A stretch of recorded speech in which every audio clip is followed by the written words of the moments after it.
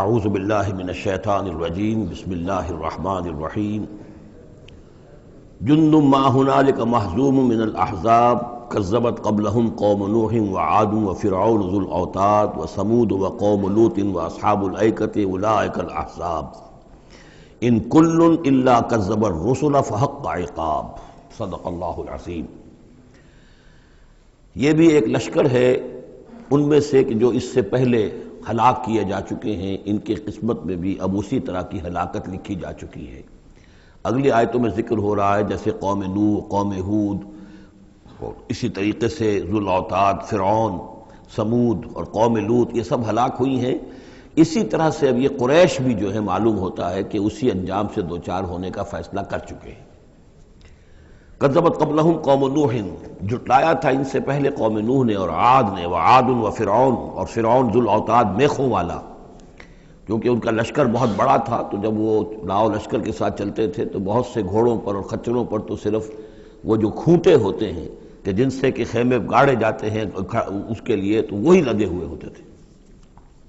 وثمود، اور قوم ثمود، وقوم لوط، لوط کی قوم، واصحاب الایکہ، اور یہ قوم شعیب جو بن والے تھے، اولئک الاحزاب، یہ ہیں وہ جماعتیں، یہ ہیں وہ گروہ، یہ ہیں وہ قومیں کہ جو ہلاک ہو چکی ہیں۔ ان کل الا کذب الرسل، ان سب نے رسولوں کی تکذیب کی، فحق عقاب، تو وہ میرے سزا کے اور میری عقوبت کے مستحق ہو گئے۔ وما ينظر هؤلاء الا صيحة واحدة ما لها من فواق، اور یہ لوگ بھی اب منتظر نہیں ہیں مگر صرف ایک چنگھاڑ کے، ایک ہی چنگھاڑ ہوگی ہماری طرف سے، ما لها من فواق، جس میں کوئی وقفہ نہیں ہوگا، یہ ایک مسلسل۔ آپ دیکھیں کہ اگر کوئی زوردار آواز مسلسل چلے تو یہ انسان کی ہلاکت کا ذریعہ بن جائے گی۔ کبھی کبھی لاؤڈ سپیکر میں خرابی ہوتی ہے اور اس کی گونج پیدا ہوتی ہے، بسا اوقات نماز کے دوران اس کا تجربہ ہوتا ہے، تو جو کیفیت پھر ہو جاتی ہے انسان کی، حالانکہ وہ چند سیکنڈز کی بات ہے، ایک دو منٹ کی بات ہے، لیکن اگر زوردار آواز مسلسل چلے، ویسے بھی آج ہمیں معلوم ہے کہ یہ ساؤنڈ ویوز جو ہوتی ہیں یہ بھی ایک قسم کی انرجی ہے، اور ان ساؤنڈ ویوز کے ذریعے سے بھی یہ سارے کا سارا جو نظام ہے درم برم ہو سکتا ہے۔ یہ اگر اتنی زوردار ویوز ہوں تو ان سب کو توڑ پھوڑ کر رکھ دیں گے جو کہ مادی یہ اس وقت عالم ہے۔ تو ان وما ينظر هؤلاء، مطلب اللہ تعالیٰ کو کوئی اور بہت بڑا کوئی کام کرنے کی ضرورت نہیں ہوتی قوموں کو ہلاک کرنے کے لیے، ایک چنگھاڑ، وما ينظر هؤلاء الا صيحة واحدة ما لها من فواق، لیکن وہ رکے گی نہیں، بیچ میں دم نہیں لے گی، مسلسل۔ وقالوا ربنا عجل لنا قطنا قبل يوم الحساب، اور وہ کہہ رہے ہیں، اور یہ وہ استہزان کہا کرتے تھے کہ پروردگار یہ جو محمد کہہ رہا ہے صلی اللہ علیہ وسلم کہ ہمارا کوئی حساب کتاب ہونا ہے، تو جو ہماری بیلنس شیٹ ہے وہ ہمیں ابھی دے دے، یوم الحساب سے پہلے ہمیں تو ابھی وہ ہمارا بتا دے کہ کیا ہماری بیلنس شیٹ ہے۔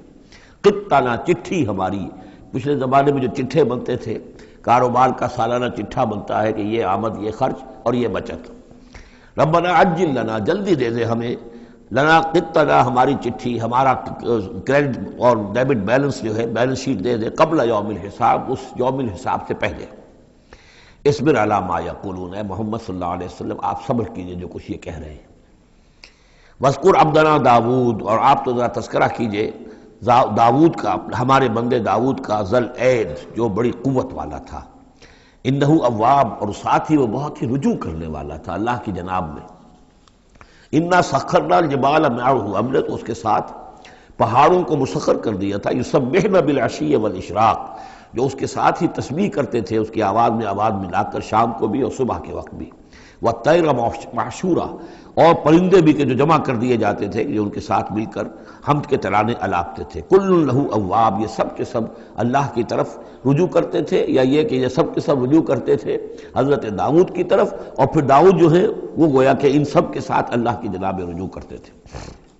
وشددنا ملکہ وآتیناہ الحکمۃ وفصل الخطاب، اور ہم نے اس کی جو حکومت تھی اسے خوب مضبوط کیا تھا، اور ہم نے اسے حکمت عطا کی تھی اور فصل الخطاب بھی عطا کیا تھا، یعنی فیصلہ کن بات کہنے کی صلاحیت، ایسی بات کہی جائے جس سے کہ لوگ سب مطمئن ہو جائیں کہ ہاں یہ بات ٹھیک ہے، فیصلہ کن بات ہو، دو ٹوک ہو، اور یہ کہ سب کے لیے موجب اطمینان ہو۔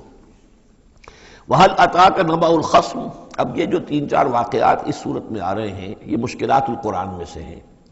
اس کی وجہ یہ ہے کہ یہ ہیں واقعات، لیکن ان کی یہاں پہ صرف اشارے کنائے میں قرآن نے تذکرہ کیا ہے۔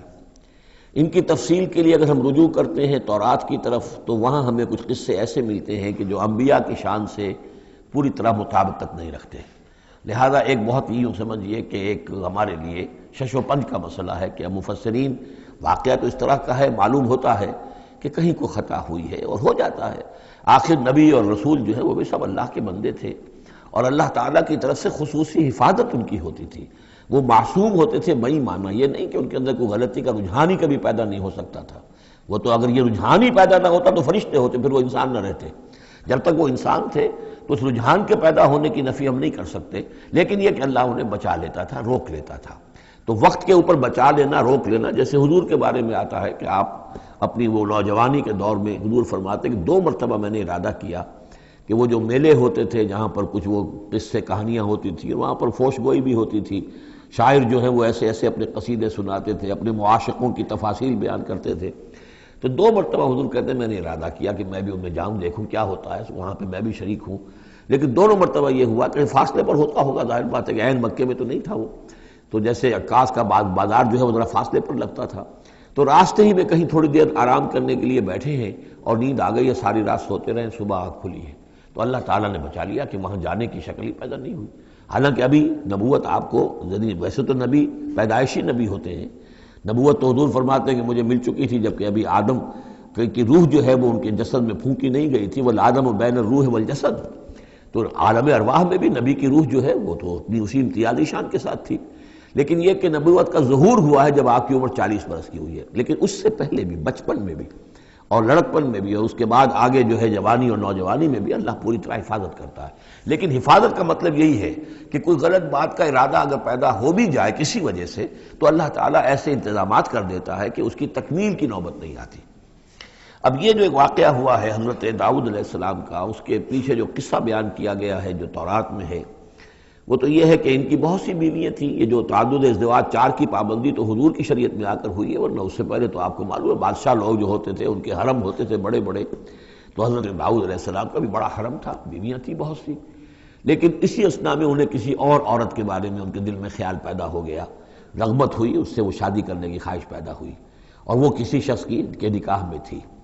اس خیال کا دل میں آنا جو ہے بس اس کے اوپر ٹوکنے کے لیے کہ تم کیا سوچ رہے ہو، یہ غلط بات سوچ رہے ہو، اللہ تعالیٰ نے ایک شکل پیدا کر دی۔ وَهَلْ أَتَاكَ نَبَأُ الْخَصْمِ، اور کیا تمہارے پاس آ چکی ہے 2 دعوے داروں کی خبر، یعنی کچھ لوگ آئے تھے جن کا ایک مقدمہ تھا، ان کی خبر، اِذْ تَصَوَّرُوا الْمِحْرَابَ، جبکہ انہوں نے دیوار پھلانگ کر محراب میں، حجرے میں جہاں حضرت داؤد علیہ السلام اللہ کی عبادت میں یاد میں مشغول تھے وہاں پہنچ گئے، پہرے داروں وغیرہ سے سب سے بچ کر فصیل کو یا دیوار جو تھی اس کو پھلانگ کر آ گئے۔ اِذْ دَخَلُوا عَلَىٰ دَاوُودَ، اب جب وہ وہاں وہ تنہا اللہ کی یاد میں تھے، انہوں نے دیکھا اللہ داؤد نے کہ 2 اشخاص آ گئے ہیں، فَفَزِعَ مِنْهُمْ، تو وہ ڈرے ان سے کہ پتہ نہیں کس نیت سے آئے ہیں، کس ارادے سے آئے ہیں، 2 انسان ہیں۔ قَالُوا لَا تَخَفْ، انہوں نے کہا کہ آپ ڈریں نہیں، خصمان بغا بعضنا علی بعض، ہم 2 ہیں ایک دوسرے کے مقابلے کے فریق، خصم کہتے ہیں جو ایک دوسرے کے بالمقابل ہوں، مخالف، ہم 2 مخالف ہیں، بغا بعضنا علی بعض، ہم میں سے کسی نے دوسرے پر زیادتی کی ہے، فاحکم بیننا بالحق، تو ہمارے مابین حق کے ساتھ فیصلہ کیجئے، ولا تشتت، اور دیکھیے اسے ٹالیے نہیں، آپ کہہ کہ کل آنا پرسوں آنا، یہ نہیں، یہ معاملہ ہمارا بڑا ایمرجنسی والا ہے، فوری طور پر ہم چاہتے ہیں کہ آپ ہمیں بتائیں، وَاهْدِنَا إِلَىٰ سَوَاءِ الصِّرَاطِ، اور سوائے الصراط، اور ہمیں پھر ہدایت دیجیے سیدھے راستے کی طرف کہ کیا کون سی شکل بہتر ہے، کون سا راستہ صحیح ہے۔ إِنَّ هَٰذَا أَخِي، اب یہ جو مدعی تھا وہ کہہ رہا ہے یہ میرا بھائی ہے، لَهُ 99 نَاجَةً، اس کے پاس 99 دمبیاں ہیں، یعنی اس کا جو ہے بہت بڑا جو ہے ریوڑ ہے اس کے پاس، وَلِيَ نَاجَةٌ وَاحِدَةٌ، میری ایک ہی دمبی ہے۔ اصل میں اس تورات کے واقعے کو اگر ہم سمجھیں تو اس کا مطلب یہ ہے کہ ایک شخص کے پاس 99 بیویاں ہیں، میرے پاس صرف ایک بیوی ہے۔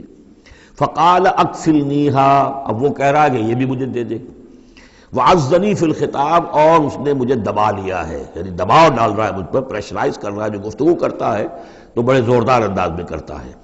قال لقد ظلمک بسؤال ناجتک الی نعاجہ، حضرت داؤد نے فوراً کہا کہ یہ تو بڑی ظلم کی بات ہے، واقعتاً اس نے بہت ظلم کیا تمہارے اوپر کہ تمہاری دمبی جو ہے اب اس پر بھی اس کی نظر ہے اور وہ اس کو چاہتا ہے تم سے لے لے اور اپنی دمبیوں میں اس کو بھی شامل کر لے ریوڑ میں۔ وَإِنَّ كَثِيرًا مِنَ الْخُلَطَاءِ لَيَبْغِي بَعْضُهُمْ عَلَىٰ بَعْضٍ، اور یقیناً جن لوگوں کا معاملہ مشترک ہوتا ہے، قریبی رشتہ دار ہوتے ہیں، قرابت دار ہوتے ہیں، جس کو پنجابی میں شریکہ کہتے ہیں، یہ شریکے والوں میں ہوتا ہی ہے کہ ایک دوسرے پر کوئی زیادتی کر بیٹھتے ہیں۔ وَإِنَّ الْخُلَطَاءَ كَثِيرٌ مِّنَ الْخُلَطَاءِ لَيَبْغِي بَعْضُهُمْ عَلَىٰ بَعْضٍ، کوئی ایک دوسرے پر زیادتی کر بیٹھتے ہیں، إِلَّا الَّذِينَ آمَنُوا وَعَمِلُوا الصَّالِحَاتِ، سوائے ان کے کہ جو صاحب ایمان ہوں اور نیک عمل والے ہوں، وَقَلِيلٌ مَّا هُمْ، اور ایسے لوگ بہرحال کم ہوتے ہیں، زیادہ تعداد میں نہیں ہوتے۔ وَظَنَّ داؤد أَنَّمَا فَتَنَّاهُ، اس پر اچانک خیال آیا داؤد کو کہ یہ تو اصل میں سارا معاملہ جو ہے اللہ تعالیٰ نے مجھے آزمایا ہے، اللہ تعالیٰ نے در حقیقت مجھے متنبع کرنے کے لیے یہ ساری صورتحال جو پیدا فرمائی ہے۔ انہیں اپنے اس خیال کے اوپر پھر جو تنبع ہوا، فاستغفر ربہ، تو انہوں نے استغفار کیا اپنے رب سے، وخر راکعا واناب، اور وہ گر پڑے سجدے کے اندر، رکوع کہہ دیجئے، سجدہ کہہ دیجئے، راکعا گر پڑا جھک کر، اور رجوع ہوا، اس نے اللہ تعالیٰ کی طرف اپنے آپ کو پوری طریقے سے متوجہ کر لیا۔ یہ آیت سجدہ ہے۔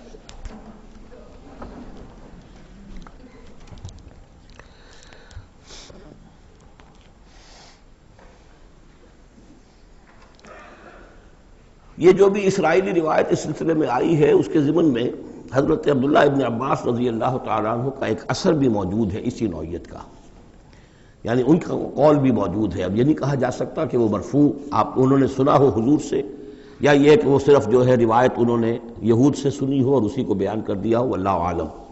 لیکن میں یہ سمجھتا ہوں کہ یہ چیز جیسے کہ ہم پڑھ چکے ہیں اس سے پہلے سورہ احزاب میں، حضور سے کہا گیا کہ اب آپ مزید شادی نہیں کریں گے، وَلَوْ أَعْجَبَكَ حُسْنُهُنَّ، وہاں پر بھی کوئی پردہ تو نہیں ڈالا گیا۔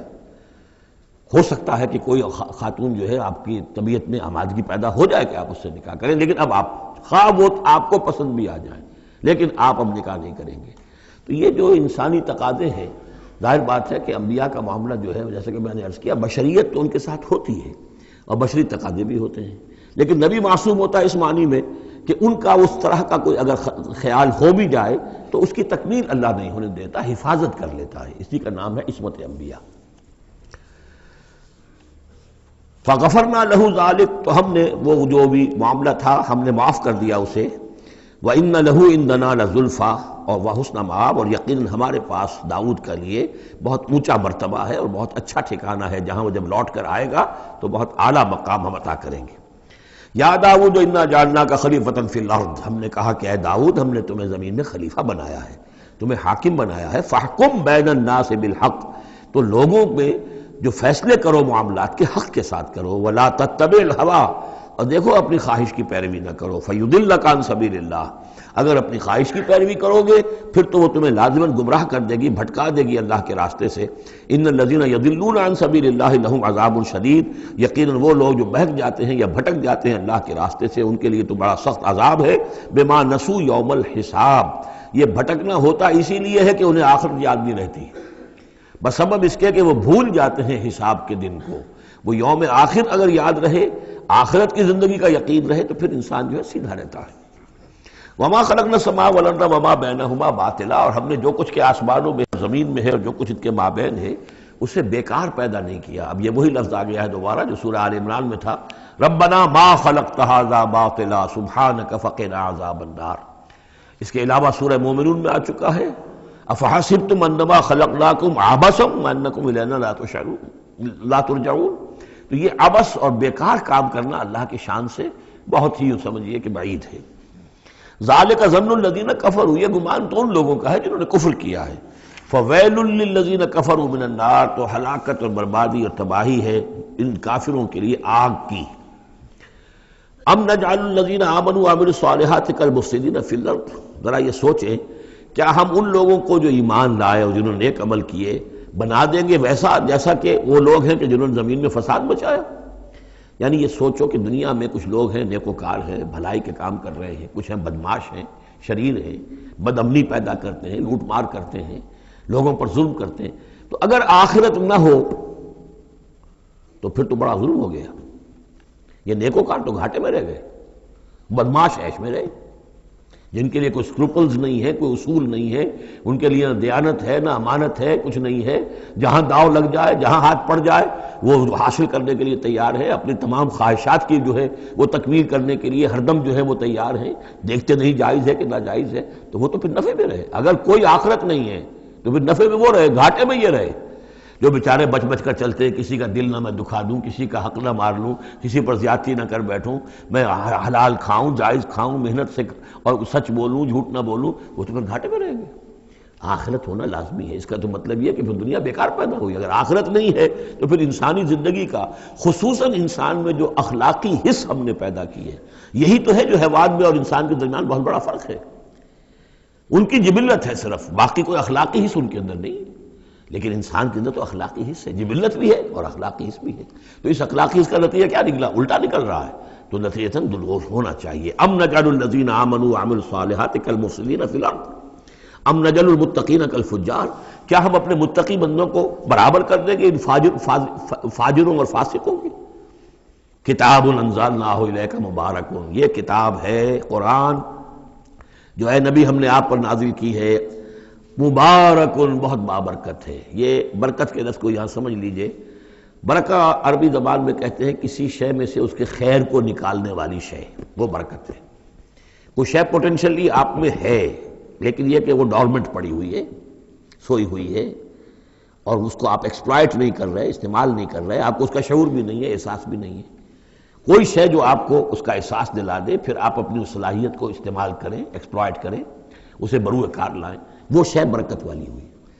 تو یہ لفظ آتا ہے قرآن مجید میں، یا تو بام مبارکہ، باران رحمت، بارش برستی ہے، زمین میں وہ پوٹینشل رویدگی موجود ہے، ڈورمنٹ ہے، بیج پڑے ہوئے، پانی آتا ہے، جذب ہوتا ہے، آسموسس شروع ہوتا ہے، پانی داخل ہوتا ہے بیج کے اندر، وہاں کو حرکت شروع ہوتی ہے، اب وہاں سے وہ جو رویدگی نکل رہی ہے اور وہ بیج جو ہے اس سے اب دو پتیاں نکلی ہیں، تو مام مبارکہ۔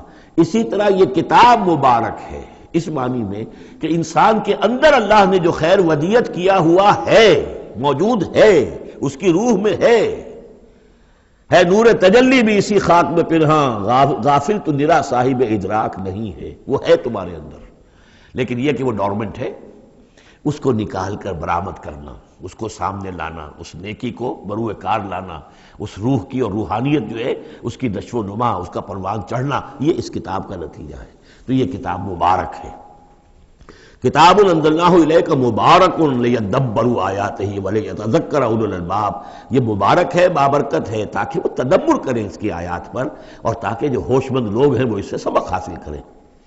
وَوَهَبْنَا لِدَاوُودَ سلیمان، اور ہم نے داؤد کو سلیمان جیسا بیٹا عطا کیا، نعم العبد، بہت ہی اچھا بندہ تھا ہمارا، انہ اواب، اور یقیناً وہ بھی ہماری طرف رجوع کرتا رہتا تھا، ہماری طرف ہی رجوع رہتا تھا، توجہ رکھتا تھا، گیان دھیان ہمارے ساتھ لگائے رکھتا تھا۔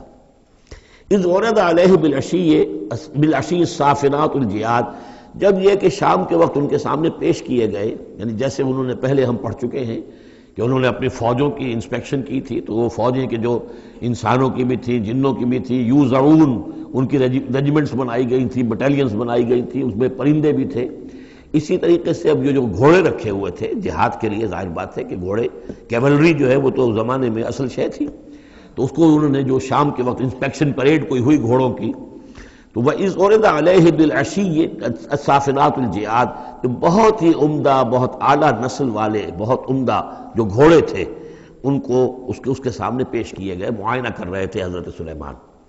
فَقَالَ إِنِّي أَحْبَبْتُ حُبَّ الْخَيْرِ عَنْ ذِكْرِ رَبِّي، ہوا یہ کہ اس میں کچھ دیر ہو گئی، شام کا وقت تھا اور سورج جو ہے وہ غروب ہو گیا، عصر کی نماز ان کی قضا ہو گئی، جیسے کہ حضور کی عصر کی ایک نماز قضا ہوئی تھی غزوہ احزاب میں، اور اس پر حضور نے لعنت فرمائی تھی پھر کفار پر کہ ان کی وجہ سے ہماری آج عصر کی نماز، اور خاص طور پر جس کو صلاۃ الوسطیٰ عام طور پر چونکہ گمان ہے، وہ آج ہماری قضا ہو گئی، تو عصر کی نماز ان کی قضا ہو گئی۔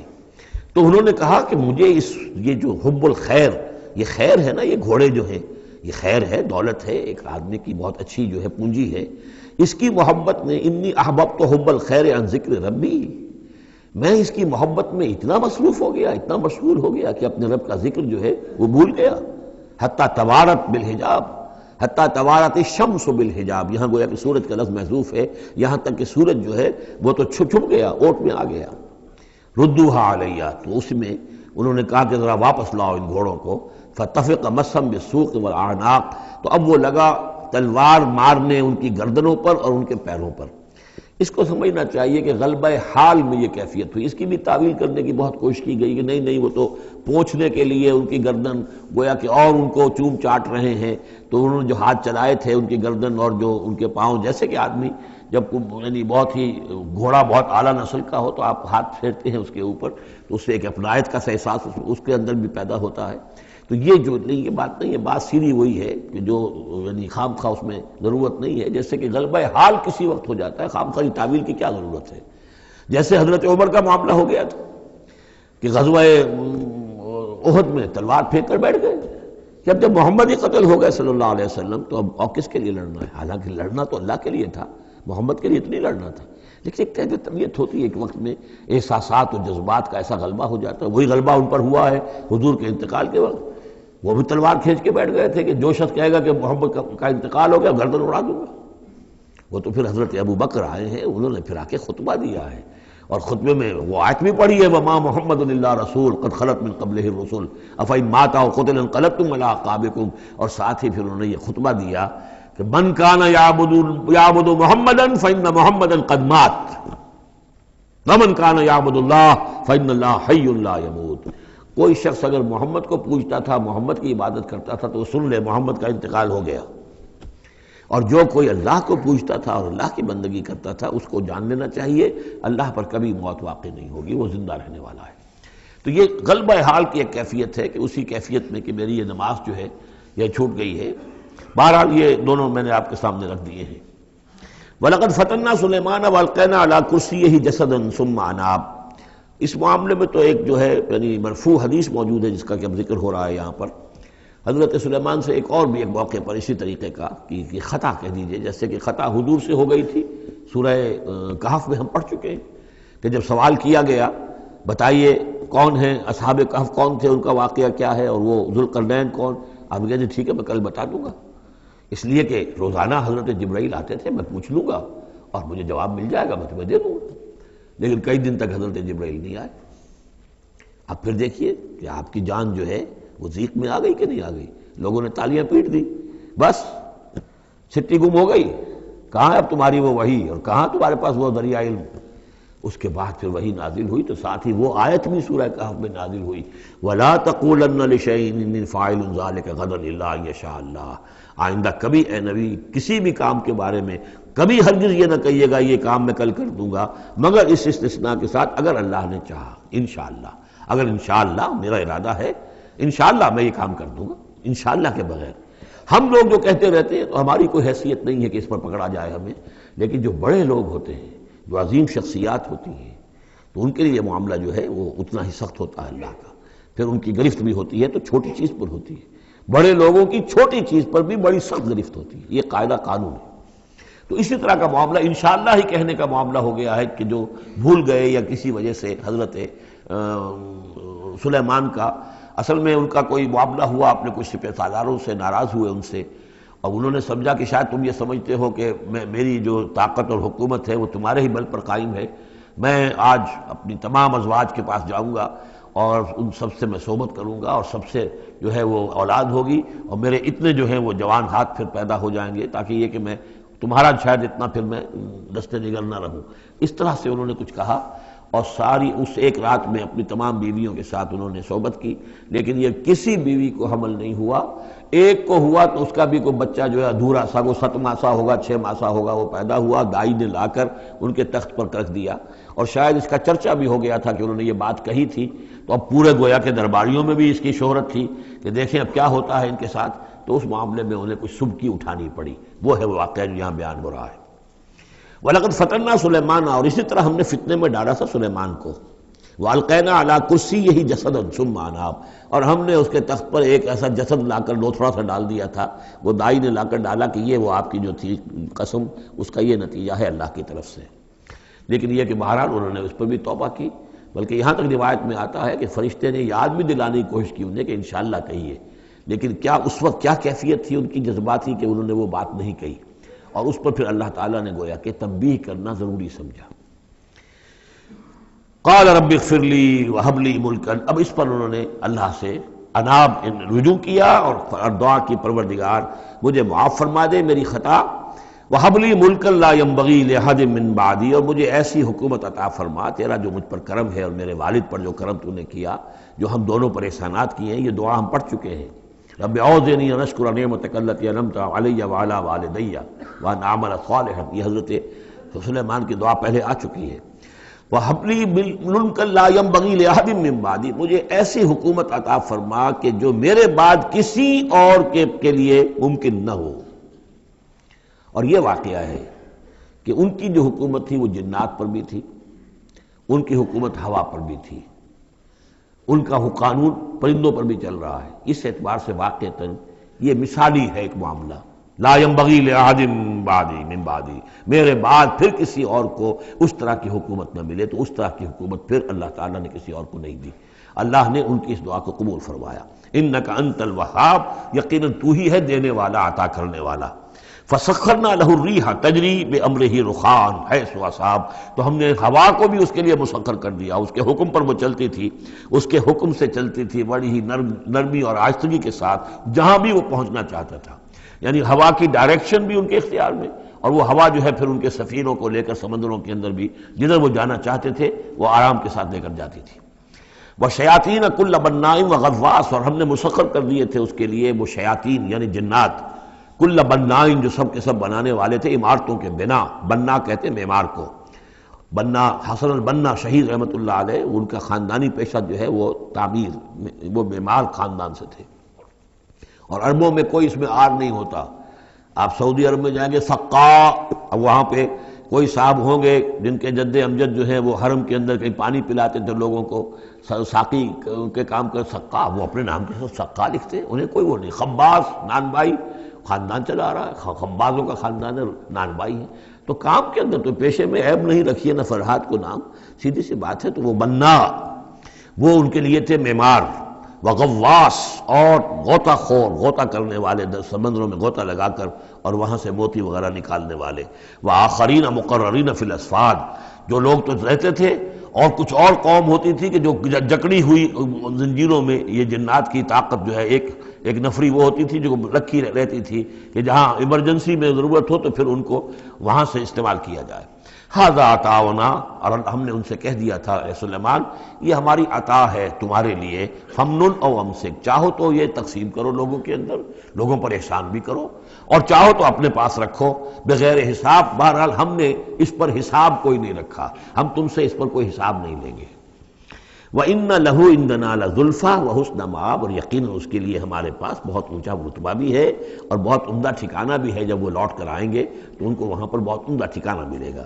وَاذْكُرْ عَبْدَنَا أَيُّوبَ إِذْ نَادَىٰ رَبَّهُ أَنِّي مَسَّنِيَ الشَّيْطَانُ بِنُصْبٍ وَعَذَابٍ، اور ذرا یاد کیجئے، ذکر کیجئے حضرت ایوب کا علیہ السلام، ہمارا بندہ ایوب، جب اس نے پکارا اپنے رب کو، انی مسنی الشیطان بنصب وعذاب، کہ شیطان نے مجھے چھوت لگا دی ہے، بڑی تکلیف اور ایذا اور تکلیف، اور اس کی بیماری تھی، جلدی کوئی بیماری تھی جس کی وجہ سے سارا جسم جو ہے گل گیا تھا، اور اس درجے اس میں کوئی تعفن بھی تھا، کیڑے بھی پڑ گئے تھے کہ ان کی اہلیہ، بیوی، بچے ایک وقت تک تو انہوں نے خدمت کی، جب تک کی پھر بعد میں آ کر سب ہمت ہار کر ان کو چھوڑ کر چلے گئے تھے۔ تو گویا کہ اس قسم پرسی کے عالم میں پھر انہوں نے یہ دعا کی، تو اللہ تعالیٰ نے فرمایا کہ ارکض برجلک، ذرا اپنا پاؤں مارو زمین پر، ھذا مغتسل، یہ اب تمہارے اس ایڑی کے جو زور سے جو چشمہ ہم نے نکال بہایا ہے، یہ تمہارے نہانے کے لیے ہے، بارد و شراب، ٹھنڈا ہے، اور پینے کے لیے بھی ہے۔ تو شاید جس کو ہم کہتے ہیں گندھک کا کوئی چشمہ نکل آیا ہو، جو کہ جلدی امراض کے لیے چشمے ہوتے ہیں جہاں جاتے ہیں لوگ، جلدی امراض کے لوگ جا کر وہاں جا کر نہاتے ہیں تو اس سے شفا ہوتی ہے، تو اللہ نے اس کے اندر وہ شفا ان کے لیے رکھ دی، وہ ٹھیک ہو گئے۔ وَوَهَبْنَا لَهُ أَهْلَهُ وَمِثْلَهُم مَّعَهُمْ، اب پھر ان کی اولاد بھی اور ان کے اہل و عیال سب واپس بھی آ گئے، اور یہ کہ مزید بھی ہم نے انہیں اور اہل و عیال عطا کیے، مِثْلَهُم مَّعَهُمْ رحمتًا مِنَّا، یہ سب ہماری جانب سے رحمت کا مظہر تھا، وذکریٰ، اور یاد دہانی اور نصیحت، لِأُولِي الْأَلْبَاب، ہوش مند لوگوں کے لیے۔ وَخُذْ بِيَدِكَ رِزْقًا، کسی موقع پر اپنی بیوی سے ناراض ہو کر ان کہا تھا کہ میں تمہیں 100 کوڑے لگاؤں گا یا 100 تمہیں ماروں گا کمچیاں، تو غصے میں آ کر اب وہ قسم کھا لی اس کے اوپر، لیکن یہ کہ اب جب ٹھیک ہو گئے، بیوی بھی آ گئی، اب کیا کریں، اس قسم توڑیں یا اس قسم کا کیا شکل کریں، تو اللہ نے اس کے لیے بھی انہیں ایک شکل بتا دی کہ سینکوں کا ایک تھبا لے لو، جیسے جھاڑواں ہوتی تھی پرانے زمانے میں، تو اس میں وہ 100 اگر سینکیں ہیں تو وہ لے لو، خذ بیدک ضغصن، تم لے لو اپنے ہاتھ میں سینکوں کا ایک مٹھا، فضرب بہ، اور اس سے ایک ضرب لگا دو، ولا تحنث، اس سے یہ کہ تمہاری وہ قسم ٹوٹے گی نہیں، وہ 100 وہ جو ہے قمچیاں ایک ہی مرتبہ لگ جائیں گی۔ انا وجدناہ صابرا، ہم نے اسے اپنا صبر کرنے والا بندہ پایا، نعم العبد، کیا ہی عمدہ وہ اچھا بندہ تھا ہمارا، انہ اواب، یقیناً وہ بھی ہماری طرف رجوع کرنے والا انسان تھا۔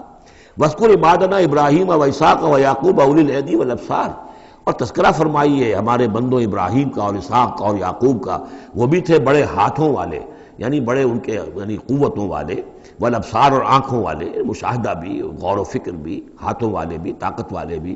انا اخلصناہم بخالصۃ ذکر الدار، ہم نے ان سب کو خالص کر لیا تھا ایک خالص شے کے لیے۔ ایک خالص شے کون سی ہے؟ آخرت کے گھر کی یاد دہانی، یعنی وہ لوگوں کو ہمیشہ متوجہ کرتے رہتے تھے کہ اصل زندگی آخرت کی زندگی ہے۔ انا اخلصناہم بخالصۃ، ایک خالص شے کے لیے ہم نے انہیں خالص کر لیا تھا، یعنی ان کی زندگی میں اب ایک ہی، جیسا کہ میں نے بارہا عرض کیا ہے کہ جو اللہ کا بندہ اس مقام پر پہنچ جائے، پھر واقعہ یہ ہے کہ اسے دنیا کی دولت سے دلچسپی نہیں، دنیا کی کسی اور دوسری چیز کی طرف رغبت نہیں، اس کے وقت کا، اس کا ایک ایک منٹ، اس کی توانائی جو بھی اللہ نے اس کو دی ہے، اس کا خون کا ایک ایک قطرہ وقف ہو جاتا ہے پھر اس کام کے لیے کہ خلق خدا کو خدا کی طرف بلائے، اللہ کی طرف بلائے، اور انہیں بچائے آخرت کے انجام سے، برے انجام سے۔ اس کے سوا کیا ہو؟ جیسے ہمارے شیخ معین الدین اجمیری رحمۃ اللہ علیہ، وہ آئے تھے ہندوستان میں، اگر اس وقت آ کر بیٹھے ہیں اجمیر میں، جبکہ اجمیر ابھی جو ہے وہ کفر کا گڑھ تھا، راجپوتوں کا مرکزی مقام، اس لیے کہ شیخ علی حجویری جو لاہور میں ہیں، جن کو داتا گنج بخش کہتے ہیں، وہ تو اس وقت آئے ہیں لاہور میں جبکہ لاہور اسلامی حکومت میں شامل ہو چکا تھا۔ لیکن یہ کہ یہ معین الدین اجمیری، کیونکہ ابھی تک مسلمانوں کی حکومت وہاں تک نہیں پہنچی تھی، جو سمجھیے اجمیر جو ہے وہ تو راجپوتوں کا گڑھ، اور اس میں جو ہے وہاں جا کر بیٹھ کے اللہ کا بندہ اور دعوت دے رہا ہے، اور کاروبار تو کوئی کرنے نہیں آئے تھے وہ، بلکہ یہ کہ اللہ کی طرف بلانا۔ تو اس کے لیے ہم نے خالص کر لیا تھا۔ جو بھی اللہ کا بندہ اپنے آپ کو اس کے لیے خالص کر لے، وہ گویا کہ اللہ تعالیٰ کے مصطفین میں سے ہو جاتا ہے، وہ لفظ آگے آ رہا ہے۔ انا اخلصناہم بخالصۃ ذکر الدار وانہم اننا لمن المصطفین الاخیار، اور یقیناً وہ ہمارے ہاں، ہمارے نزدیک وہ بڑے چنے ہوئے لوگ ہیں، اچھے لوگوں میں سے، نیک لوگوں میں سے چنے ہوئے لوگ، چنیدہ لوگ۔ جو شخص اپنی زندگی کا ہدف اسی کو بنا لے، مقصد اسی کو بنا لے، جینا مرنا اسی کے لیے ہو جائے، تو ظاہر بات ہے کہ اللہ تعالیٰ کے یہاں پر اس کا اونچا مقام ہے۔ وَاذْكُرْ إِسْمَاعِيلَ وَالْيَسَعَ وَذَا کے اور ذکر کیجئے اسماعیل کا بھی اور یسع۔ اب ان کے بارے میں صحیح طور پہ ہم کچھ نہیں کہہ سکتے، یہ دو جو ہیں یسع اور ذوالکفل۔ ذوالکفل کے بارے میں تو میں عرض کر چکا ہوں کہ ایک گمان یہ ہے، اور مجھے اس سے اتفاق ہے کہ یہ گوتم بدھ کی طرف اشارہ ہے، وہ اللہ کے نبی تھے۔ ذوالکفل، پے یہاں فے سے بدل گیا ہے، کپل وستو کا شہزادہ، سدھارتھا گوتما بدھا۔ بدھا تو اصل میں اس کا لقب ہے جو بعد میں بن گیا ہے، سدھارتھ اس کا نام تھا، سدھارتھا گوتما بدھا، اور کپل وستو کی ریاست تھی، اس کا یہ شہزادہ تھا۔ وَكُلُّ مِنَ الْأَخْيَارِ، یہ سب کے سب بھی بڑے ہی عمدہ لوگوں میں سے تھے۔ ھَذَا ذِکْرٌ، یہ ایک ذکر ہے، یہ ایک تذکرہ ہے۔ وَإِنَّ لِلْمُتَّقِينَ لَحُسْنَ مآب، اور یقیناً ان متقین کے لیے، تمام متقین کے لیے بہت ہی اچھی جگہ ہے لوٹنے کی، آنے کی، اچھا ٹھکانہ ہے۔ جنات عدن، وہ باغات کے جو رہنے والے ہوں گے، ریزیڈنشل ہوں گے، بسنے والے، مفتحۃ لہم الابواب، جن کے دروازے ان کے لیے کھلے رکھے گئے ہوں گے۔ یہ اس سے بھی آگے بھی آئے گا سورہ زمر میں بھی کہ جنتوں کا معاملہ یہ ہے کہ اس کے دروازے کھلے ہوں گے جنتیوں کے استقبال کے لیے، جیسے کہ مہمان کے لیے جب آپ کو اس کا استقبال کرنا ہو تو یہ تو نہیں کرتے دروازے بند کر کے بیٹھ جائیں کہ وہ آ کے دستک ہی دے گا تبھی کھولیں گے، اس کا تو انتظار ہو رہا ہوتا ہے، تو دروازے کھلے ہوتے ہیں۔ لیکن جہنم کے بارے میں یہ آتا ہے کہ جب مجرم پہنچ جائے گا، جیسے جیل کا دروازہ ہوتا ہے، جب وہاں پہنچ جائے گا پھر وہ دروازے کھولے جائیں گے۔ یہ مضمون جو ہے سائملٹینیس کنٹراسٹ کی شکل میں جو ہے وہ آئے گا سورہ زمر میں۔ ان کے لیے دروازے کھلے رکھے جائیں گے جنات عدن کے، متکئین فیہا یدعون فیہا بفاکہۃ، اور اس میں وہ ٹیک لگا کر بیٹھے ہوں گے اور وہ آرڈر دیں گے، یدعون آرڈر دیں گے، مانگیں گے، طلب کریں گے اس میں بفاکہۃ، میوے بھی، کثیرۃ کثرت سے، و شراب، اور مشروبات بھی، عمدہ سے عمدہ مشروبات۔ وَعِندَهُمْ قَاصِرَاتُ الطَّرْفِ أَتْرَابٌ، اور ان کے پاس ہوں گی ایسی ان کی بیویاں کہ جو نیچی نگاہ والی ہوں گی اور ہم عمر ہوں گی۔ هَذَا مَا تُوعَدُونَ لِيَوْمِ الْحِسَابِ، یہ ہے جس کا تم سے وعدہ کیا جا رہا ہے حساب کے دن۔ ان هَذَا لَرِزْقُنَا مَا لَهُ مِن نَفَادٍ، اور یہ ہوگا ہمارا رزق، ہمارا عطا کردہ دی ہوئی چیزیں اب یہ کبھی ختم نہیں ہوں گی۔ یہ نہ سمجھنا کہ یہ نعمتیں ختم ہو جائیں گی، یہ باقی رہیں گی ہمیشہ ہمیش۔ ہذا وَإِنَّ لِلطَّاغِينَ لَشَرَّ مآب، یہ تو ہے اہل جنت کا معاملہ، لیکن جو سرکش تھے، جو باغی تھے ہمارے، ان کے لیے ہے ایک برا لوٹنے کا مقام، بری جگہ، جہنم یصلونہا، جس میں وہ داخل ہوں گے، فبئس المہاد، اور وہ بہت ہی برا بچھونا ہوگا۔ ھذا فلیذوقوہ حمیم وغساق، اور کہہ دیا جائے گا یہ ہے اب وہ جس کا وعدہ تم سے کیا گیا تھا، فلیذوقوہ، اب وہ اس کو چکھیں۔ حمیم، جو کیا ہوگا وہاں گرم پانی ہوگا، غساق، زخموں کا دھون، جو زخموں کو صاف کرتے ہیں جس پانی سے، پھر اس میں پیپ ہے یا کچھ اور چیزیں ہیں کہ جس سے انسان کی طبیعت ہبا کرتی ہے۔ وآخر من شکلہ ازواج، اور اسی طرح کی اور چیزیں بھی جو ان کو دی جائیں گی کھانے اور پینے کے لیے، وہ اسی طرح کی چیزیں ہوں گی، گھناؤنی اور بد ذائقہ۔ ھذا فوج مقتحم معکم، اب وہ جو جہنم میں جو لوگ پڑے ہوئے پہلے سے، جب ایک قوم آئی پھر دوسری آئی، جو نئی قوم آئے گی تو پہلے والے جو ہے وہ کہیں گے اب تو پہلے یہاں مصیبت میں ہیں، جگہ بھی یہاں نہیں ہے، تنگی ہے، حبس بھی ہے، یہ بھی ہے، اب یہ ایک اور چلی آ رہی ہے فوج۔ ھذا فوج مقتحم معکم، ایک اور فوج آ رہی ہے کہ جو تمہارے اوپر دھسی چلی آ رہی ہے۔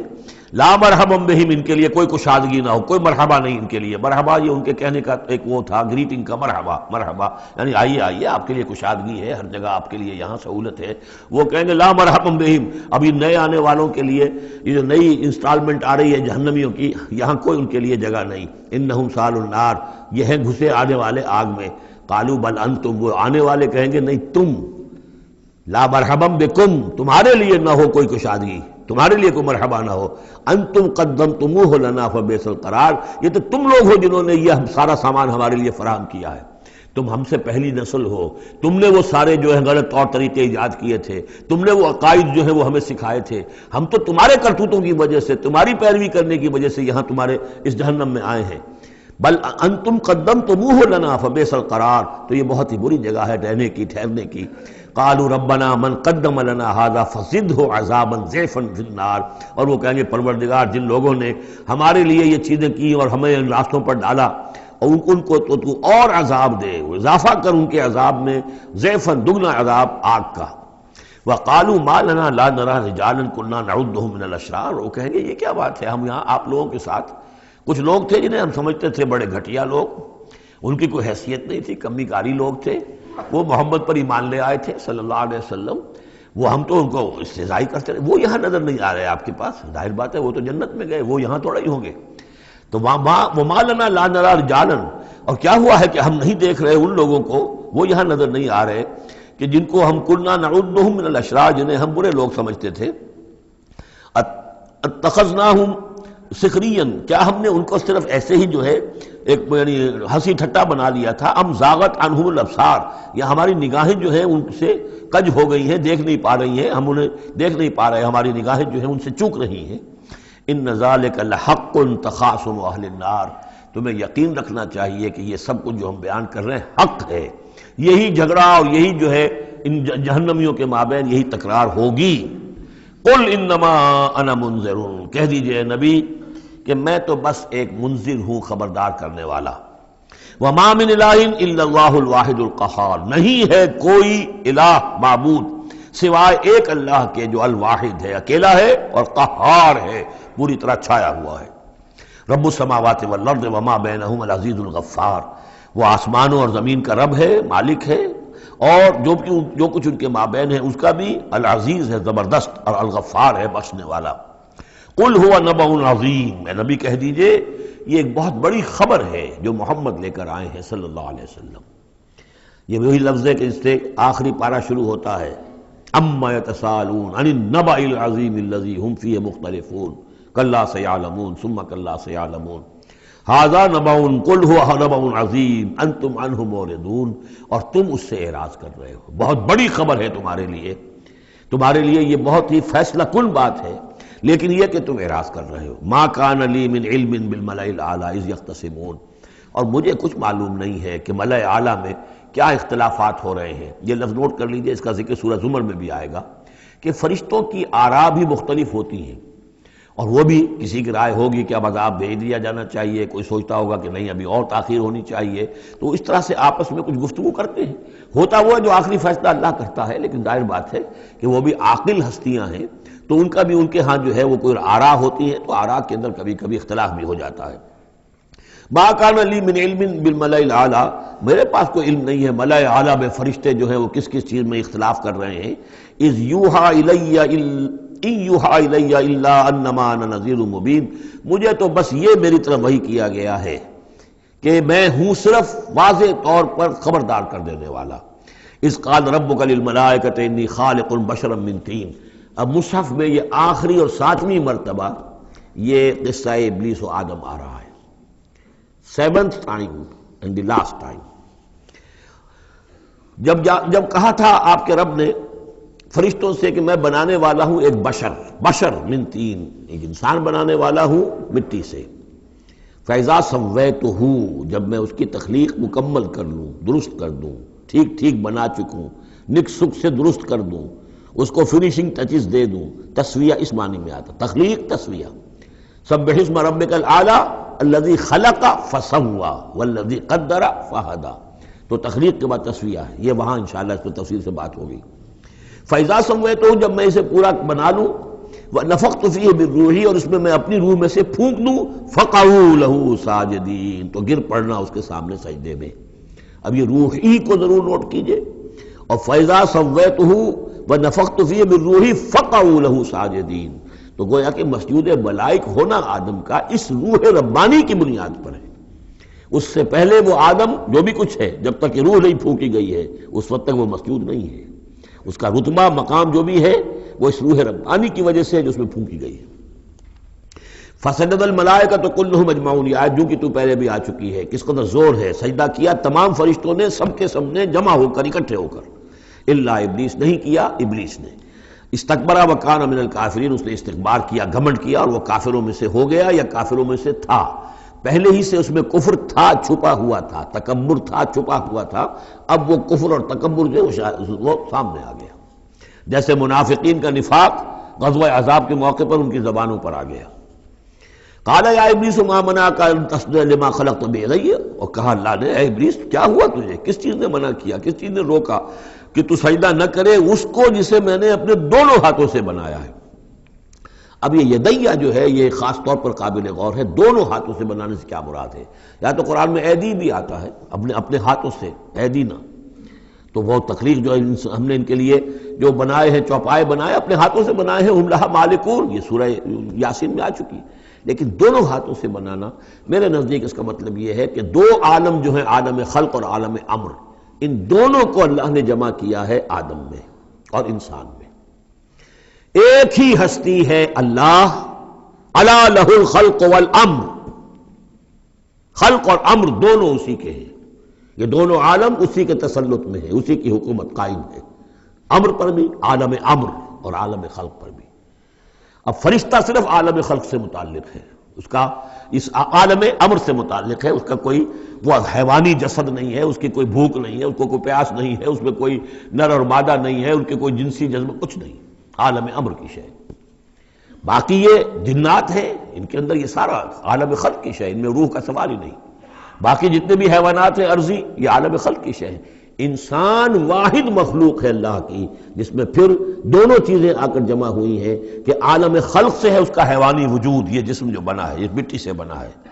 اور لیکن اس کے اندر اللہ نے لا کر وہ امانت جو ہے عالم امر کی روح، وہ جو ہے اس کے اندر پھونکی ہے. انا عرضنا الامانۃ علی السماوات والارض والجبال فابین ان یحملنها واشفقن منها وحملها الانسان. اس میں بھی میں یہ بات عرض کر چکا ہوں. تو خلقتہ بیدی، میں نے اپنے دونوں ہاتھوں سے بنایا اسے. اب اس کو استعارے میں بھی لیا گیا ہے اس معنی میں کہ بڑے اہتمام سے بنایا، میں نے دونوں ہاتھوں سے بنایا ہے، تو اشرف المخلوقات ہے. وہ بات بھی صحیح ہے کہ اللہ تعالیٰ کی کریشن کا کلائمیکس، اللہ تعالیٰ کی یوں سمجھیے کہ اس کی کلائمیکس جو ہے، نقطہ عروج جو ہے اس کی تخلیق کا، وہ انسان ہے. قال یا ابلیس ما منعک ان تسجد لما خلقت بیدی، استکبرت ام کنت من العالین، کیا تم نے غرور کیا، استکبار کیا، یا تو ہے ہی بہت بڑے درجے میں تھا، کوئی تیرا درجہ بہت بلند تھا؟ قال انا خیر من، اس نے کہا صحیح ہے بات، اے اللہ میں اس سے بہتر ہوں۔ اس کے سامنے روح ہے ہی نہیں، اس کے سامنے صرف آدم کا جسد خاکی ہے، حیوانی ہے، تو جھوٹ نہیں کہہ رہا اس کے اعتبار سے، اس کے مشاہدے کے اعتبار سے بات صحیح ہے کہ یہ تو مجھ سے کم تر ہے۔ خلقتنی من نار وخلقتہ من طین، مجھے تو نے بنایا آگ سے، اس کو بنایا مٹی سے۔ قال فاخرج منہا فانک رجیم، سوال یہ ہے کہ اللہ حکم دے رہا ہے تم سجدہ کرو، تو تم نے اللہ کے حکم کی تو نافرمانی کی ہے نا۔ فاخرج منہا، نکل جاؤ اب یہاں سے، فانک رجیم، تم مردود ہو گئے ہو، وان علیک لعنتی الی یوم الدین، اور اب تم پر آخرت کے دن تک، اگلے وہ جزا و سزا والے دن تک تم پر لعنت رہے گی، میری لعنت۔ قال رب فانظرنی الی یوم یبعثون، اس نے کہا کہ پروردگار پھر مجھے ذرا مہلت دے اس دن تک جب کہ یہ دوبارہ اٹھائے جائیں گے، آدم اور اس کی نسل پوری کی پوری۔ قال فإنک من المنظرین، اللہ تعالیٰ نے اسی یعنی استحقار کے انداز میں ٹھیک ہے جاؤ، تمہیں یہ دی گئی مہلت جو تم نے مانگا ہے، گرانٹڈ۔ الی یوم الوقت المعلوم، اس وقت کے دن تک جو معلوم ہے، طے شدہ ہے، یوم یبعثون جب آنا ہے اس وقت تک کے لیے تمہیں مہلت دے دی گئی۔ قال فبعزتک لأغوینہم اجمعین، اب اس نے کہا جب تو نے مجھے مہلت دے دی ہے تو اے اللہ تیری عزت کی قسم، تیرے اقتدار اور اختیار کی قسم، میں ان سب کو گمراہ کر کے رہوں گا، الا عبادک منہم المخلصین، سوائے اس میں سے تیرے وہ بندے جنہیں تو خود اپنا بنا لے۔ مخلص، مخلص نہیں، مخلص۔ قال فالحق والحق اقول، اب حق ہے اور میں تو کہتا ہی حق ہوں، میری ہر بات حق ہوتی ہے۔ لَأَمْلَأَنَّ جَهَنَّمَ مِنْكَ وَمِمَّنْ تَبِعَكَ مِنْهُمْ أَجْمَعِينَ، تو میں بھی بھر دوں گا پھر جہنم کو تجھ سے، اور جو بھی ان میں سے تیری پیروی کریں گے ان سب سے جہنم کو بھر کر رہوں گا۔ قُلْ مَا أَسْأَلُكُمْ عَلَيْهِ مِنْ أَجْرٍ، اب یہ بات بتا کے اب حضور سے کہا جا رہا ہے نبی کہیے میں نے تم سے اس پر کوئی اجرت تو نہیں مانگی، میں تمہیں یہ خبریں سنا رہا ہوں، غیب کی وحی جو مجھے آ رہی ہے وہ سنا رہا ہوں، ازل کے جو واقعات ہیں جو اس وقت ہوئے تھے وہ باتیں بتا رہا ہوں، تو میں نے تو اس پر کوئی تم سے اجرت نہیں مانگی، تم سے کوئی انعام طلب نہیں کیا۔ قُلْ مَا أَسْأَلُكُمْ عَلَيْهِ مِنْ أَجْرٍ وَمَا أَنَا مِنَ الْمُتَكَلِّفِينَ، اور یہ بھی تم جانتے ہو، اچھی طرح جانتے ہو، قَدْ لَبِثْتُ فِيكُمْ عُمُرًا، میں تمہارے مابین ایک عمر گزار چکا، میں متکلف نہیں ہوں۔ متکلف کون ہے؟ تکلف کرنے والا۔ اب تکلف ہر اعتبار سے ہوتا ہے، ایک جیسے ہم جسے کہتے ہیں ایک شاعر ہوتا ہے فطری شاعر، اور ایک متشاعر ہوتا ہے۔ وہ شاعر اس فطری نہیں ہوتا، وہ بڑی محنت کرتا ہے، جوڑ توڑ کے کوئی سیکھتا ہے، عروض سیکھتا ہے، یہ سیکھتا ہے، کوئی الفاظ کا ذخیرہ جو ہے جوڑتا ہے، پھر وہ کچھ شعر کہتا ہے، وہ تکلف کے ساتھ شعر کہنا۔ ایک ہے جسے آپ کہتے ہیں آمد، اور ایک وہ ہے کہ آورد، بڑی محنت سے مشقت سے کوئی آپ نے کمپوز کیا ہے۔ تو میری زندگی میں تم نے تکلف کا کوئی شائبہ دیکھا ہی نہیں آج تک، سادہ زندگی۔ خاص طور پر یہ کہ کبھی میں نے شعر کہنے کی کوشش کی ہو، کبھی میں نے کوئی خود خطیب بننے کی کوشش کی ہو، اس کی کوئی مشق کی ہو، ما انا من المتکلفین، میں کوئی بنانے والا اور تکلف کرنے والا اور تصنع کرنے والا نہیں ہوں۔ ان ہوا الا ذکر للعالمین، نہیں ہے یہ مگر یاد دہانی اور نصیحت تمام جہان والوں کے لیے۔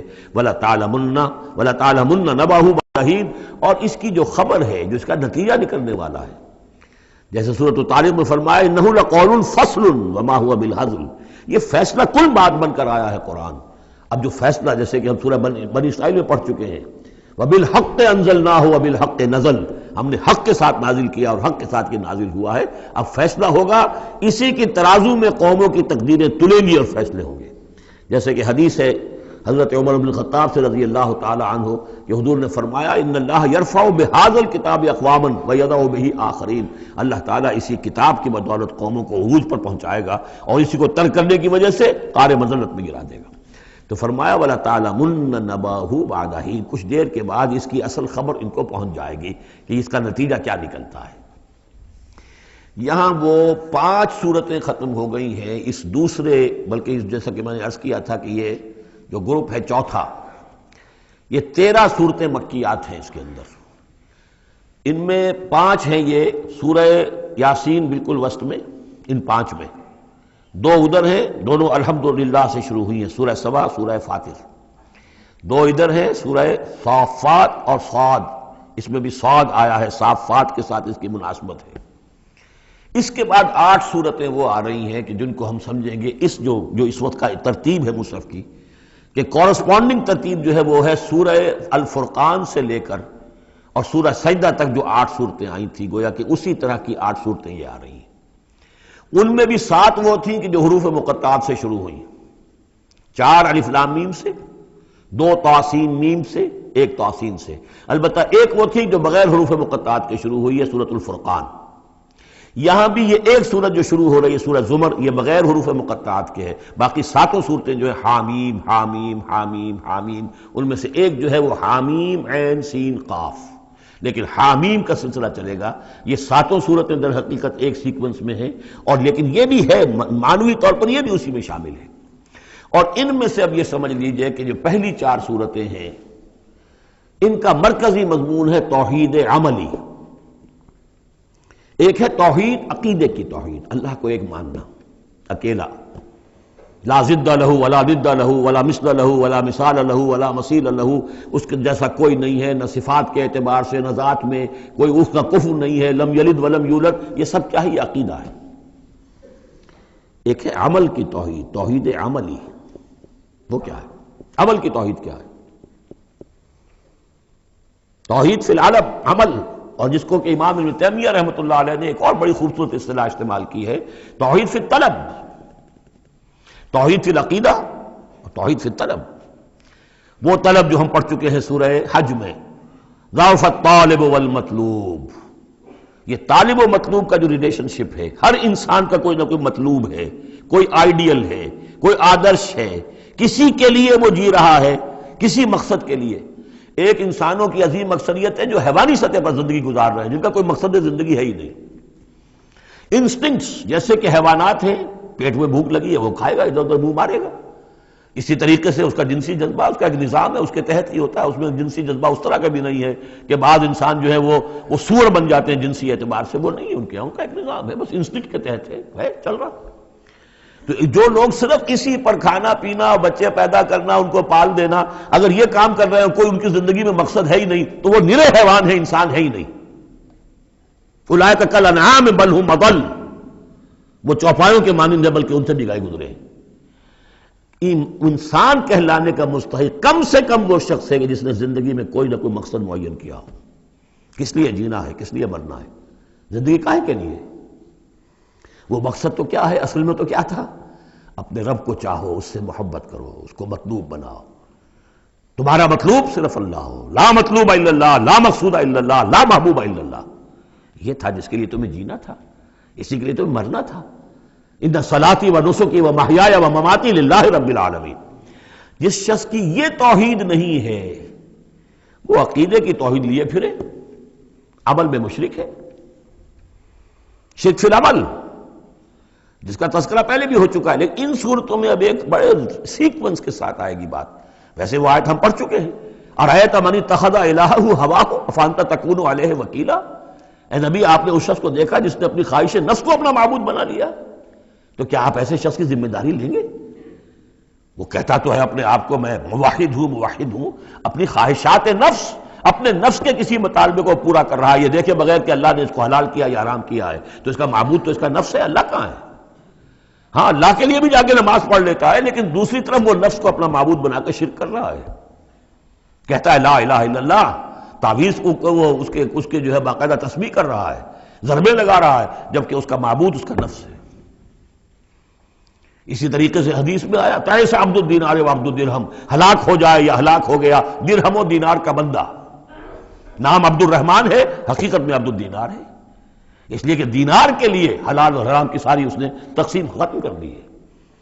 ڈالر آئے، پیٹرو ڈالر آئے، کچھ اور آئے، دولت آئے، چاہے حلال سے آئے، حرام سے آئے، جائز سے آئے، ناجائز سے آئے، یہ تو پھر معبود کون ہوا؟ دولت۔ ہندو میں اور آپ میں فرق کیا ہے؟ ہندو نے دولت کی دیوی بھی بنا کر ایک رکھ لی ہے، وہ لکشمی بائی ہے ان کی، اس کو پوجتے ہیں، دنڈوت کرتے ہیں، اس کی کرپا ہو جائے گی تو دولت ہو جائے گی۔ ہم نے کہا ہٹاؤ اس تکلف کو، اس لکشمی بائی کو ہٹاؤ، سیدھے دولت کو پوجو، تو دولت کے پجاری تو ہم ہیں۔ یہ جو توحید ہے، توحید عملی، اس کا جو پہلا نقطہ ہے اللہ کی بندگی کی توحید، توحید فی العبادت، بندگی صرف اللہ کی ہو، یعنی کل کی کل اطاعت اس کے لیے ہو، باقی اطاعت اس کی اطاعت کے تابع ہو۔ باپ کا حکم مانو، ہاں، جو شریعت کے خلاف نہ ہو مانو، ماں کا مانو، استاد کا مانو، حاکم کا مانو، جو حکم اللہ کے حکم کے منافی نہ ہو۔ لا طاعت لمخلوق فی معصیت الخالق، مخلوق میں سے کسی کی اطاعت نہیں ہوگی جس سے کہ خالق کی معصیت لازم آ رہی ہو۔ اگر یہ نہیں ہے اور مخلوق میں سے کسی کی بھی اطاعت آپ نے قبول کر لی ہے جس میں کہ خالق کی معصیت آ رہی ہے تو یہ شرک ہے، چاہے وہ مخلوق آپ کا اپنا نفس ہو، چاہے وہ کوئی حکام ہو، چاہے وہ کوئی اور ادارہ ہو، کوئی بھی ہو، وہ سب طاغوت ہیں۔ تو پہلی یہ سورہ زمر ہے، اس میں آپ دیکھیں گے کس تکرار کے ساتھ بات آ رہی ہے، اللہ کی بندگی، لیکن اس کے لیے اپنی اطاعت کو خالص کرتے ہوئے بندگی۔ چند آیتیں اس کی ہم پڑھ لیتے ہیں، ویسے یہ کہ وقت بہت کم ہے۔ بسم اللہ الرحمن الرحیم، تنزیل الکتاب من اللہ العزیز الحکیم۔ اگلی صورت شروع ہوگی تنزیل الکتاب من اللہ العزیز العلیم، صرف اتنا فرق ہوگا، یہ دونوں صورتیں جوڑے کی ہیں، آپس میں جوڑا ہے، حکیم اور علیم کا فرق ہے صرف۔ تنزیل الکتاب من اللہ العزیز الحکیم، تنزیل الکتاب من اللہ العزیز العلیم۔ اور یہاں حامیم نہیں ہے، وہاں سے حامیم شروع ہو جائے گا، جیسے سورۃ الفرقان بغیر حروف مقطعات کے ہے، باقی ساتوں صورتیں جو تھیں وہ ہم گن چکے ہیں وہ حروف مقطعات سے۔ اس کتاب کا اتارا جانا ہے اس اللہ کی طرف سے جو العزیز ہے، زبردست ہے، اور الحکیم ہے، کمال حکمت والا۔ انا انزلنا الیک الکتاب بالحق، اے محمد ہم نے آپ پر یہ کتاب اتاری ہے حق کے ساتھ۔ فاعبد اللہ مخلصا لہ الدین، بس بندگی کرو اللہ کی، اس کے لیے اپنی اطاعت کو خالص کرتے ہو۔ بندگی ہو رہی ہے، نمازیں پڑھی جا رہی ہیں، عمرے ہو رہے ہیں، حج ہو رہے ہیں، یہ ہو رہا ہے، وہ ہو رہا ہے، اور طاغوت کی اطاعت بھی ہو رہی ہے، حرام خوری بھی ہو رہی ہے، جو کچھ سارا کچھ چل رہا ہے ہماری زندگیوں کے اندر، سودی لین دین بھی ہو رہا ہے، وہ سب کیا ہے؟ یہ تو خالص بندگی تو نہ ہوئی اللہ کی، یہ تو بڑی پالیوٹڈ ہے، اس کے اندر تو بڑی بڑی گندگیاں شامل ہیں۔ فاعبد اللہ مخلصا لہ الدین، اس کے لیے اپنی اطاعت کو خالص کرتے ہو۔ الا للہ الدین الخالص، آگاہ ہو جاؤ، اللہ کے ہاں قبول ہے صرف وہ اطاعت جو خالص ہو۔ کچھ آدھی اللہ کی آدھی کسی اور کی، دفع کرو، وہ آدھی یہ بھی اسی کو دے دو۔ اللہ بہت غیور ہے، وہ قبول نہیں کرتا۔ میرا بننا ہے تو پورے میرے بنو، یا ایھا الذین آمنوا ادخلوا فی السلم کافہ، اسلام میں داخل ہونا پورے کے پورے آنا پڑے گا۔ اور اگر تم نے یہ کیا، افتؤمنون ببعض الکتاب وتکفرون ببعض، ہماری کتاب کے ایک حصوں کو مانا، ہماری شریعت کے بعض احکام کو مانا اور بعض کو ٹھکرا دیا، پاؤں تلے رون دیا۔ فما جزاء من يفعل ذلك منكم الا خزي في الحیاۃ الدنیا ویوم القیامۃ یردون الی اشد العذاب۔ تو جو لوگ یہ طرز عمل اختیار کریں گے ان کی سزا اس کے سوا کچھ نہیں کہ دنیا کی زندگی میں ذلیل و خوار کر دیے جائیں اور قیامت کے دن شدید ترین عذاب میں جھونک دیے جائیں۔ تو دنیا کی رسوائی تو ہمارے سامنے، ہمارے ماتھے پر لکھی ہوئی ہے۔ 150 کروڑ یا 130 کروڑ دنیا میں ہوتے ہوئے عزت نام کی کوئی شے ہمارے پاس نہیں۔ جو بھی بین الاقوامی معاملات ہیں ان میں کوئی ہم سے کوئی رائے لیتا ہی نہیں۔ الا للہ الدین الخالص، آگاہ ہو جاؤ کہ اللہ کے ہاں مقبول اگر ہوگا تو دین خالص۔ والذین اتخذوا من دونہ اولیاء، اور وہ لوگ جنہوں نے اللہ کے سوا کچھ اور کو اولیاء بنایا ہوا ہے، ما نعبدهم الا لیقربونا الی اللہ زلفیٰ، کہتے ہیں ہم نہیں ان کو نہیں پوچھتے، ہم تو اصل میں اللہ ہی کو پوچھتے ہیں، ان کو صرف اس لیے پوچھتے ہیں کہ یہ ہمیں اللہ سے قریب کر دیں گے، یہ ہمارے یہ وسیلے ہیں، ان کے ذریعے سے ہم اللہ کے قریب ہو جائیں گے، اس لیے پوچھتے ہیں۔ ان اللہ یحکم بینہم فیما ہم فیہ یختلفون، یقیناً اللہ تعالیٰ فیصلہ کر دے گا ان کے مابین ان تمام چیزوں میں جن میں یہ اختلاف کر رہے ہیں۔ ان اللہ لا یہدی من ہوا کاذب کفار، اللہ تعالیٰ ہرگز ہدایت نہیں دیتا ان کو جو جھوٹے ہوں اور ناشکرے ہوں، کفار۔ لو اراد اللہ ان یتخذ ولدا لاصطفى مما يخلق ما یشاء سبحانہ، اگر اللہ کا واقعی ارادہ ہوتا کہ وہ کسی کو اولاد بنائے تو ٹھیک ہے، اپنے جو مخلوق ہے ان میں سے جس کو چاہتا چن لیتا، اس لیے کہ اس کے ہاں اولاد کا تو تصور نہیں ہے، اس کی اولاد کوئی ہے ہی نہیں، ایک خالق ہے، باقی سب مخلوق ہیں، تو فرشتے بھی مخلوق ہیں، تو اللہ کو ضرورت کیا پڑی ہے کسی کو اپنا بیٹا بنانے کی یا بیٹی بنانے کی۔ سبحانہ، وہ پاک ہے، هو اللہ الواحد القہار، وہ تو اللہ ہے، اکیلا ہے، قہار ہے، اور خود چھایا ہوا ہے کل کائنات کے اوپر، کل تخلیق، کل مخلوقات کے اوپر اس کی حکومت قائم ہے۔ بارک اللہ لی ولکم فی القرآن العظیم ونفعنی وإیاکم بالآیات والذکر الحکیم۔